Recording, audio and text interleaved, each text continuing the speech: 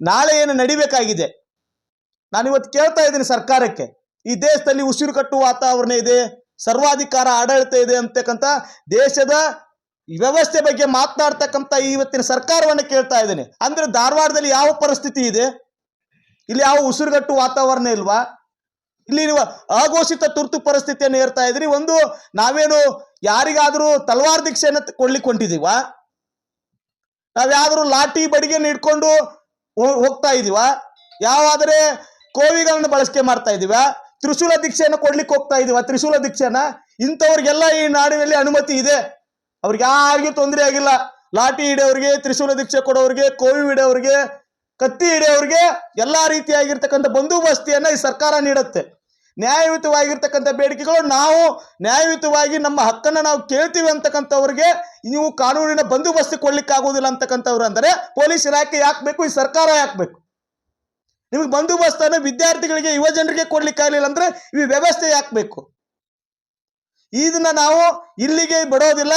ಇದನ್ನ ರಾಜ್ಯ ವ್ಯಾಪ್ತಿ ಈ ವಿಚಾರಗಳನ್ನ ನಾವೆಲ್ಲ ಯುವ ಜನರ ಮಧ್ಯೆ ಕೊಂಡೊಯ್ತೀವಿ. ನಾಳೆ ಏನು ನಡಿಬೇಕಾಗಿರ್ತಕ್ಕಂಥ ಏನು ಪ್ರತಿಭಟನೆ ಇದೆ ಅದು ನಡೆಯುತ್ತೆ. ಅದು ಶ್ರೀನಗರದಿಂದಲೇ ಪ್ರಾರಂಭ ಆಗತ್ತೆ. ಮಾನ್ಯ ಜಿಲ್ಲಾಧಿಕಾರಿ ಕಚೇರಿವರೆಗೆ ಶಾಂತ ರೀತಿಯಾಗಿ ಡಾಕ್ಟರ್ ಬಾಬಾ ಸಾಹೇಬ್ ಅಂಬೇಡ್ಕರ್ ಅವರ ವಿಚಾರಧಾರಿಗಳು ಗಾಂಧಿಯ ಮಾರ್ಗದಲ್ಲೇ ನಮ್ಮ ಹೋರಾಟ ಇರುತ್ತೆ. ನಾವು ಮಾಡೇ ಮಾಡ್ತೀವಿ. ಯಾವುದೇ ರೀತಿಯಾದ ಗೊಂದಲ ಇಲ್ಲ. ನಮ್ಮ ಹೋರಾಟ ವಿಚಾರ ಸ್ಪಷ್ಟವಾಗಿದೆ. ನಾವು ಹೋರಾಟವನ್ನು ಮಾಡ್ತೀವಿ. ಜೊತೆಗೆ ನಾನು ಯುವ ಜನರಲ್ಲಿ ಒಂದು ಮನವಿಯನ್ನ ಮಾಡ್ತಾ ಇದ್ದೆ.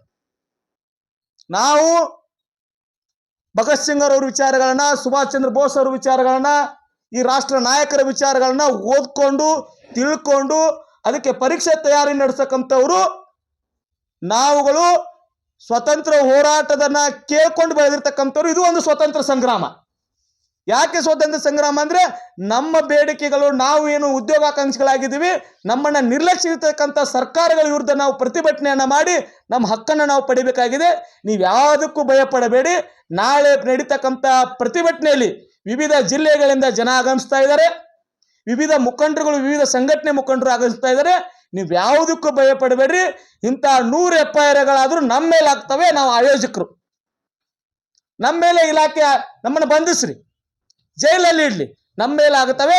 ಯಾವುದೇ ರೀತಿಯಾಗಿರ್ತಕ್ಕಂಥ ಗೊಂದಲಗಳಿಗೆ ತಾವು ತಲೆ ಕೊಡದೆ ನಾಳೆ ಹೆಚ್ಚಿನ ಸಂಖ್ಯೆಯಲ್ಲಿ ನಾವು ಈ ಹೋರಾಟದಲ್ಲಿ ಪಾಲ್ಗೊಳ್ಳಿಲ್ಲ ಅಂತಂದ್ರೆ ಮುಂದಿನ ದಿನಮಾನಗಳಲ್ಲಿ ಯಾವುದೇ ರೀತಿಯಾಗಿರ್ತಕ್ಕಂಥ ಹೋರಾಟಗಳಿಗೆ ಆಳುವ ಸರ್ಕಾರಗಳು ನಮ್ಗೆ ಅವಕಾಶ ಕಲ್ಪಿಸುವುದಿಲ್ಲ.